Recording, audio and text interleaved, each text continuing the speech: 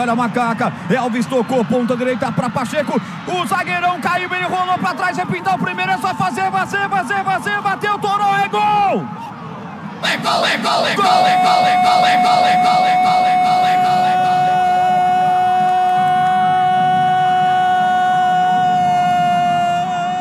Da Ponte!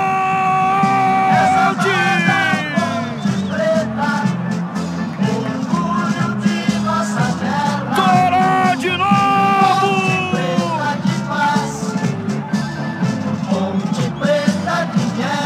Toró! 17 no costado dessa camisa que bota medo! Ele não perdoa!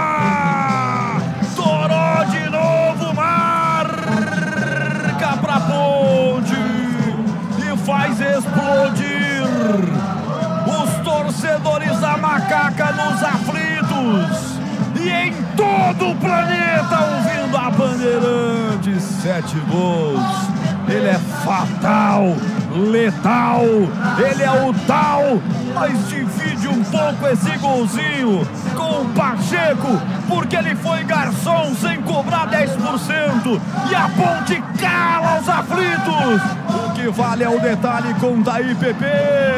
Uma jogada bem trabalhada começando pelo Elvis, que deu um passe excelente para o Pacheco, que teve toda a calma do mundo de entrar na área, levantar a cabeça e achar o Toró chegando ali para finalizar. E na fase que o Toró tá, ele não perdoa, ele marca. Toró, camisa 17 da Macaca, para marcar o seu 7º gol nesta Série C. Roger.